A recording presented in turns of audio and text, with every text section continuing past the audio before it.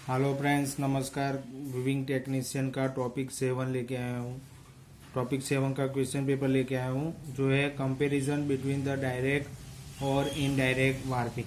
बराबर, मैंने टॉपिक 7 में ये पढ़ाया था। बराबर, उसके रिलेटेड मैं 10 क्वेश्चन लेके आया हूँ। वो कैसे है क्वेश्चन?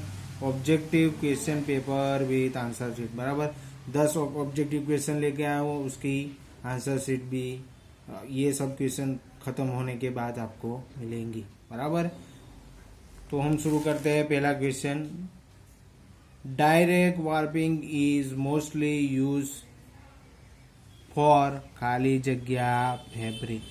फॉर खाली जगह फैब्रिक। बराबर, तो ऑप्शन ए में दिया गया है pattern fabric, grey fabric, linen fabric, colour fabric. बराबर, ये चारों में से आपको एक फैब्रिक का नाम इधर जो आपको सही लगे वो आपको यहाँ पे डालना है। बराबर, ये आंसर आपको, आपने जो मेरा टॉपिक 7 का वीडियो देखा होगा तो ये क्वेश्चन आपको तुरंत आ जाएगा। ये चारों ऑप्शन में से आप तुरंत एक ऑप्शन को सिलेक्ट करके यहाँ पे लिख पाएंगे। बराबर, अब कैसे लिखना है? अगर आप घर पे बैठ के भी लिख सकते हैं। अगर ए सही है तो 1 ए लिख सकते हैं, बी सही है तो 1 बी लिख सकते हैं, सी सही है 1 सी लिख सकते हैं, डी सही है तो 1 डी लिख सकते हैं। और आप एक पेज में भी लिख सकते हो और आप खुद ही आप कैलकुलेट कर सकते हैं कि 10 में से मेरे को कितने मार्क मिले। बराबर है, तो हम आगे चलते हैं दूसरे क्वेश्चन पे। Indirect warping is use for खाली जगह फैब्रिक। बराबर, कौन से फैब्रिक के लिए यूज होता है वो आपको बताना है। तो यहाँ पे भी सेम दिया गया है कि पैटर्न फैब्रिक के लिए यूज होता है, ग्रे फैब्रिक के लिए यूज होता है, लिलन फैब्रिक के लिए यूज होता है, या कलर फैब्रिक के लिए यूज होता है। बराबर, वो आपको बताना है। बराबर, तो हम चलते हैं तीसरे question. In direct warping the production speed is खाली जगह। अब इनडायरेक्ट वार्पिंग में प्रोडक्शन स्पीड कैसी रहती है? बराबर है, हाई रहती है, लो रहती है, सेम रहती है, या टू लो रहती है। बराबर है, तो आपको ये चारों में से एक आपको बताना है। बराबर, तो चलते आगे चौथा question. In indirect warping the production speed is खाली जगह। अब डायरेक्ट में तो इनडायरेक्ट वार्पिंग सिस्टम में प्रोडक्शन स्पीड कैसी रहती है? हाई रहती है, टू लो रहती है, लो रहती है, या सेम रहती है, वो आपको बताना है। बराबर, पांचवें क्वेश्चन पे, indirect warping creel capacity is high. Direct warping system में क्रिल कैपेसिटी कैसी होती है? बराबर है, तो हाई रहती है, लो रहती है, सेम रहती है, या टू लो रहती है। बराबर, वो आपको बताना है। तो अब देखेंगे, इन indirect warping creel capacity is खाली जगह। अब इनडायरेक्ट वार्पिंग यूज करते हैं, उसमें क्रिल कैपेसिटी कैसी रहती है? टू लो रहती है, लो रहती है, हाई रहती है, या सेम रहती है। बराबर, वो आपको बताना है।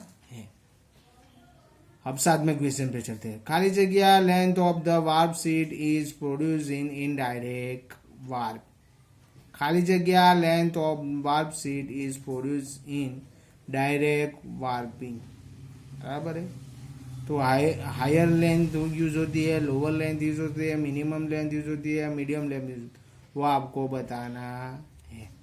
बराबर, तो वार्प शीट की लेंथ कैसी रहती है वो आपको बताना है। बराबर, अब चलते हैं हम आठवें क्वेश्चन पे। आठवां क्वेश्चन कौन सा है?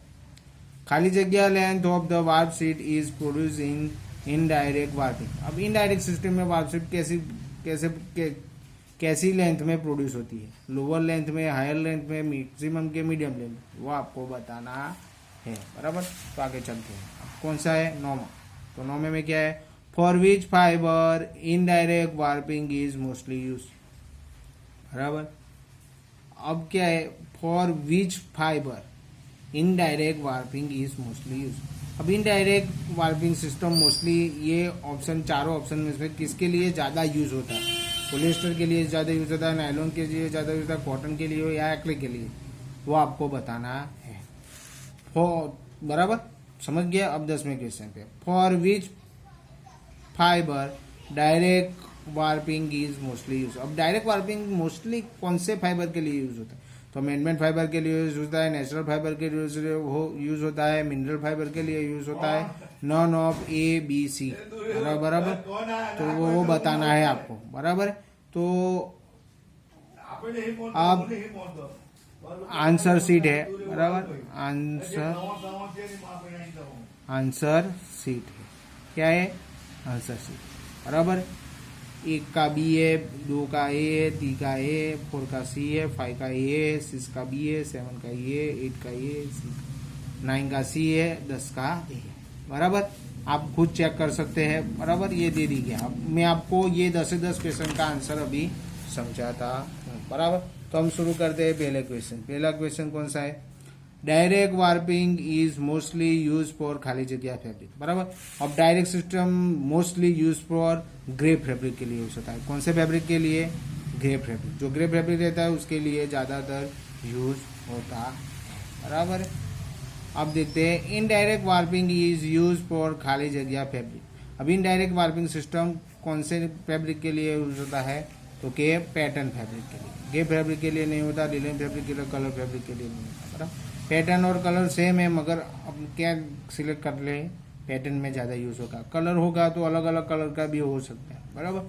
तो पैटर्न आएगा, बराबर।